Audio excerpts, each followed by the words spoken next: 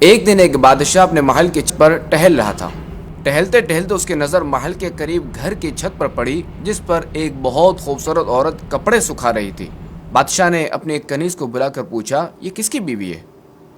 اس کنیز نے کہا، بادشاہ سلامت، یہ آپ کے غلام فیروز کی بیوی ہے۔ بادشاہ نے اسی وقت فیروز کو بلایا۔ فیروز حاضر ہوا تو بادشاہ نے کہا، فیروز، ہمارا ایک کام ہے، ہمارا یہ خط فلاں ملک کے بادشاہ کو دے آؤ اور اس کا جواب بھی ان سے لے آنا۔ فیروز یہ خط لے کر گھر آیا اور خط اپنے تکیے کے نیچے رکھ دیا۔ وہ یہ نہیں جانتا تھا کہ بادشاہ نے اس کے ساتھ کیا چال چلی ہے۔ اس نے رات گھر میں گزاری، سفر کا سامان تیار کیا اور صبح ہوتے ہی سفر پر روانہ ہو گیا۔ فیروز جیسے ہی سفر پر روانہ ہوا، بادشاہ چپکے سے اپنے غلام فیروز کے گھر پہنچا اور آہستہ سے اس کے گھر کا دروازہ کھٹکھٹایا۔ فیروز کی بیوی نے پوچھا، کون ہے؟ بادشاہ نے کہا، میں بادشاہ ہوں، تمہارے شوہر کا مالک۔ اس نے دروازہ کھولا اور بادشاہ اندر آ کر بیٹھ گیا۔ فیروز کی بیوی نے حیران ہو کر کہا، بادشاہ سلامت، آج آپ یہاں ہمارے چھوٹے سے گھر میں؟ بادشاہ نے کہا، میں یہاں مہمان بن کر آیا ہوں۔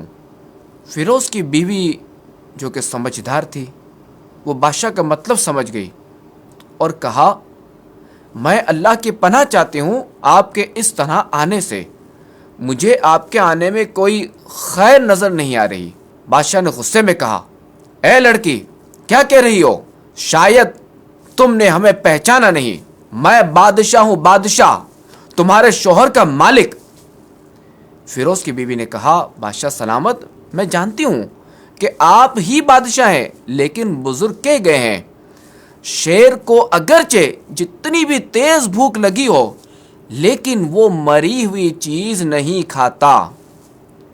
اور پھر اس نے کہا، بادشاہ سلامت، تم اس کوزے میں پانی پینے آ گئے ہو جس میں تمہارے کتے نے پانی پیا ہے۔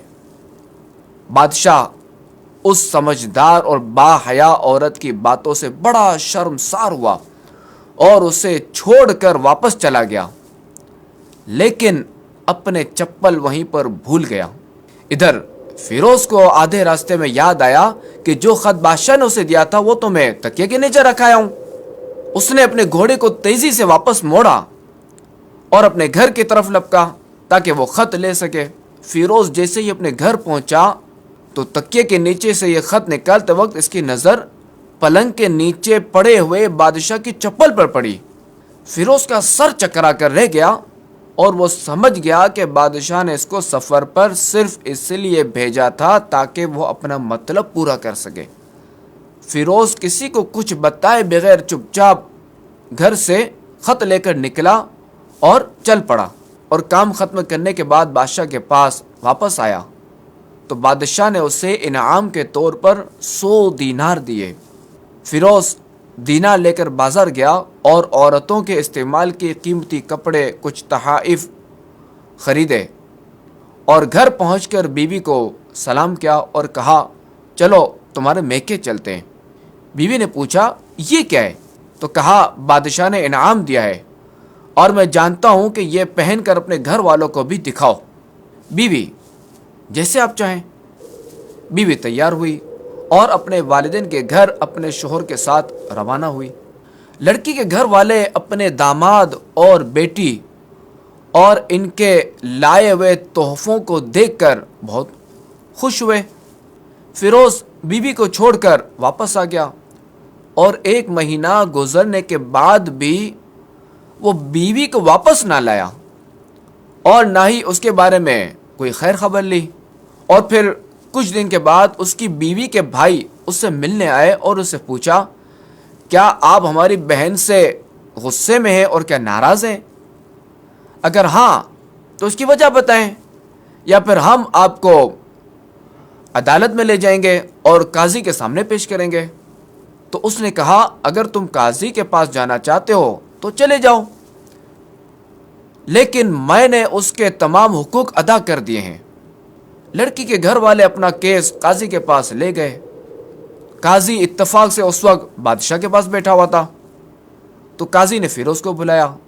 لڑکی کے بھائیوں نے کہا، اللہ کریم بادشاہ سلامت اور قاضی القضا کو سلامت رکھے۔ اور پھر جو ہے وہ لڑکی کے بھائیوں نے اپنا مقدمہ قاضی کے روبرو پیش کیا۔ قاضی صاحب، ہم نے ایک سرسبز باغ، پھلوں سے بھرا ہوا پورا درخت اور ساتھ میں میٹھے پانی کا کنواں اس شخص کو دیا تھا۔ اس شخص نے ہمارا باغ اجاڑ دیا اور ہمارے پھل کھا لیے، درخت کاٹ لیے اور کنویں کو خراب کر کے بند کر دیا۔ قاضی نے فیروز کی طرف دیکھا اور پوچھا، ہاں تو تم کیا کہتے ہو اس بارے میں؟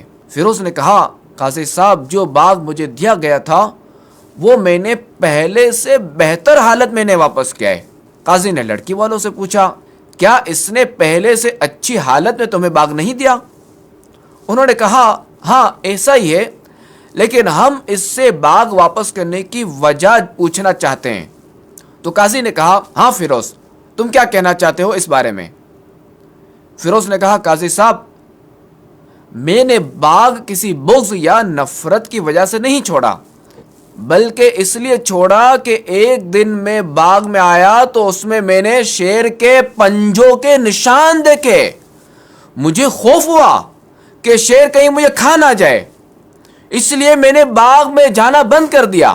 بادشاہ جو ٹیک لگا کر یہ سب کچھ سن رہا تھا، اب صحیح ہو کر بیٹھ گیا اور کہا، فیروز، اپنے باغ میں اطمینان سے جاؤ، واللہ اس میں کوئی شک نہیں کہ شیر تمہارے باغ آیا تھا، لیکن وہ وہاں پر نہ تو کوئی اثر چھوڑ سکا، نہ اس باغ کا کوئی پتا توڑ سکا اور نہ ہی کوئی پھل کھا سکا، اور وہ شیر وہاں پر تھوڑی دیر رکا تھا اور پھر مایوس ہو کر لوٹ گیا تھا۔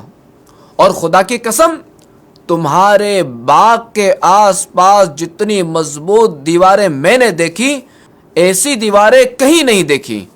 یہ بات سن کر فیروز اپنے گھر لوٹ آیا اور اپنی بیوی کو بھی واپس لے لیا۔